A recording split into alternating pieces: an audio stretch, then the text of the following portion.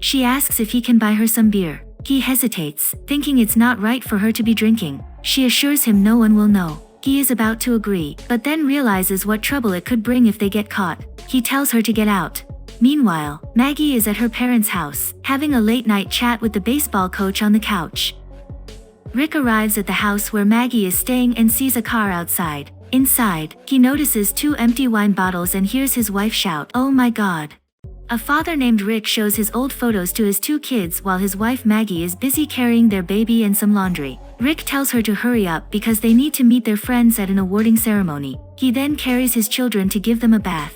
Later that day, on their way to the event, Maggie notices her husband staring at another woman's back and tells him he's being rude. Rick tries to deny it. His best friend, Fred, is there with his wife Grace, waiting outside for them. The wives meet with their friend Lucy, who is receiving an award at the event. Meanwhile, the guys go off to grab some beer. A lady comes close to get wine and they greet her. At the same time, their wives see them checking her out. Grace and Maggie then talk about how their husbands always look at other women right in front of them. When they get home, Rick promises his wife a good time after he takes their babysitter home. Their babysitter, Paige, opens the door, and they see that their child is still wide awake. Fred ends up giving Paige a ride home, and when they arrive, she asks if he can buy her some beer. He hesitates, thinking it's not right for her to be drinking. She assures him no one will know. He is about to agree, but then realizes what trouble it could bring if they get caught. He tells her to get out. The babysitter asks why, and he explains it's not proper for him to have a drink with her alone. She quickly answers that they wouldn't really be alone and calls him awful for assuming she meant anything more. Rick arrives home. When he and his wife are about to head to their room to be intimate, they find their daughter sitting on their bed saying she couldn't sleep and asks Rick to read her a story. After he finishes, Rick rushes back to his room only to see his wife already asleep. But in truth, she is only pretending. The next day at the playground, Rick meets Fred. They both watch as some attractive women play frisbee. The two talk about how unhappy they are with their love life. Fred admits he just keeps himself busy in the car. Later, Rick and Fred go to a coffee shop. They see a young barista and can't help but watch her as she works. She takes their orders, leaving them almost speechless. They keep staring until Ed interrupts. He invites them both to the housewarming party he'll be hosting next weekend. They try to decline, but Ed tells them their wives already agreed to come. That night, Rick and his friends have a game night at his house. Maggie arrives and Rick tells her he already put the kids to bed. He shows her the baby monitor he is holding. But when Maggie goes upstairs to check, she realizes Rick had the wrong baby monitor with him. As she tries to put the baby to sleep, she overhears one of Rick's friends asking how much they'd pay for a wild weekend with attractive women. Fred answers $6,000, while another says $7,500. Rick at first hesitates, saying he has a wonderful wife and wouldn't want to hurt her feelings, which makes Maggie smile. But then Rick jokes that he would sell anything, even his house. His friends laugh loudly, while his wife feels let down.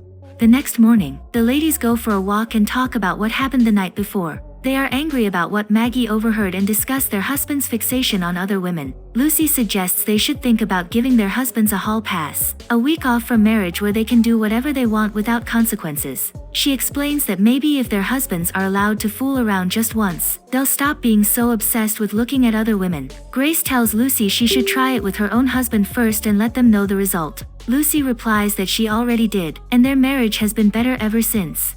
That weekend, the two couples arrive at Ed's housewarming party. Ed shows off his luxurious home and gives the guests a tour. Rick and Fred fall behind while the group continues. Ed then leads the visitors into a security room where they can see everything happening inside the house. The monitor shows Fred and Rick talking in a room, and everyone can hear them as they make fun of Ed and his family. They joke about Ed and his wife's private life. Because of this, they are thrown out of the house. On the way home, Fred's wife and Maggie are furious and scold the two men for being too obsessed with such things. At home, Maggie is fed up with Rick's constant habit of looking at other women. She finally decides to give him the hall pass so he can get it out of his system. Maggie tells Rick she will be taking the kids to her parents' house and will be back after a week.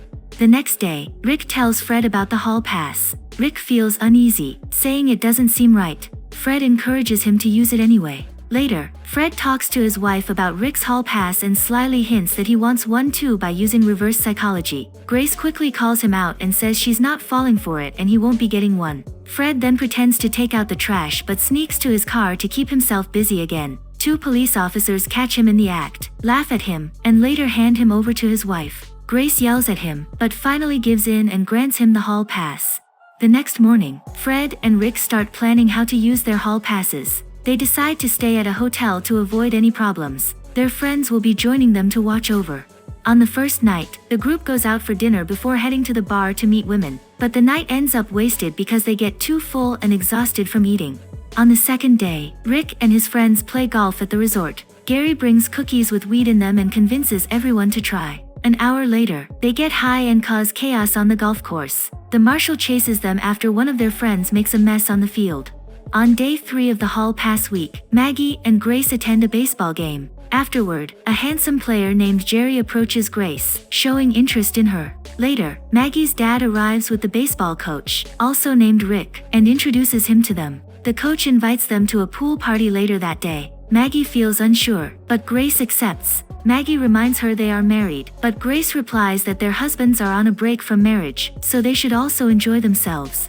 Meanwhile, the men are having dinner while talking. Their friends get bored and want to end the night. Rick feels like giving up and just calling their wives to come home, but Fred insists they continue. They head to a club but fail to attract any women with their silly pickup lines. So, they decide to drink more to boost their confidence. They end up too drunk and eventually get into a fight. At the same time, Grace is at the pool party chatting with the baseball coach, and the two start getting along. Rick and Fred spend the whole 4th day at the hotel, sleeping off their hangover.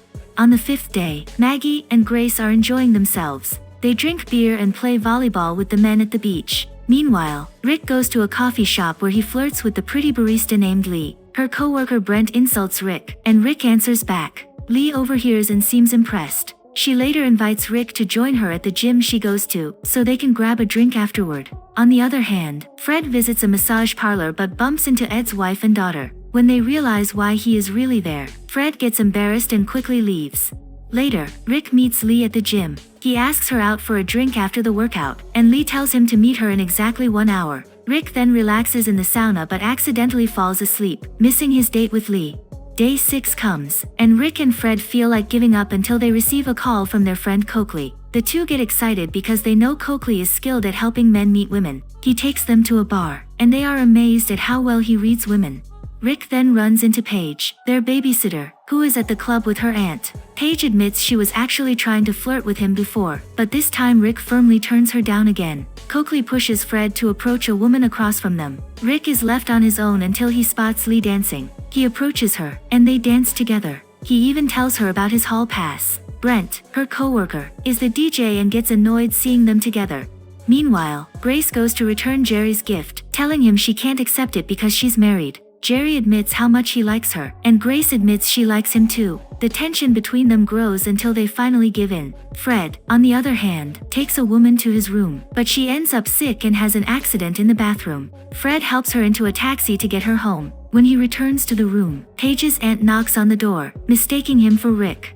Grace later feels guilty about what happened with Jerry. She tells him she truly loves her husband and that what they did should only be a one-time thing. Jerry agrees, but before leaving, he compliments her and they high-five. Grace then drives away in tears, looking at Fred's photo on her phone. Meanwhile, Fred is drinking with Paige's aunt while still pretending to be Rick. She says she respects Rick because he never took advantage of Paige, even when she tried to tempt him twice. Then, she begins to seduce him.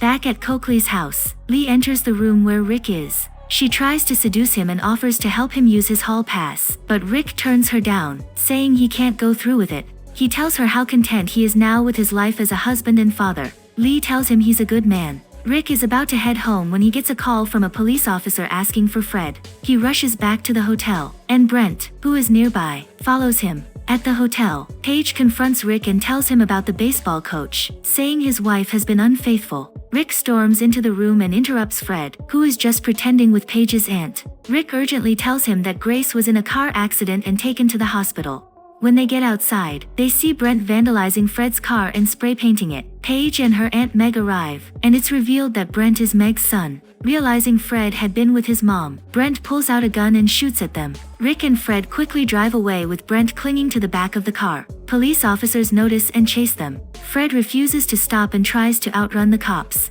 Brent, hanging on top of the car, smashes the windshield. They finally reach the hospital, but police officers jump on Fred and Rick, cuffing them as Rick yells that he needs to check on his wife. The doctor then tells him that Grace will be fine, with only a nose injury. The police later release them after realizing Brent was the one attacking.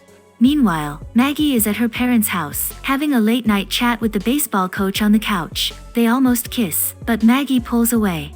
Rick arrives at the house where Maggie is staying and sees a car outside. Inside, he notices 2 empty wine bottles and hears his wife shout, "Oh my God." Rushing in, he finds out she is only talking to Grace on the phone. Rick then admits to Maggie that she was the only woman he had ever been with from the very start. He assures her he has never been with anyone else. They hug and kiss. When he asks about the car outside, Maggie explains it belongs to the baseball coach and that they only had wine the night before, but she assures him nothing else happened. The next day, Fred brings Grace to Maggie's house, and she says they need to talk about what happened during the week. Fred insists that whatever happened doesn't matter and they both promise never to speak of it again. The movie ends with everyone, especially the wives, happily enjoying a barbecue party together.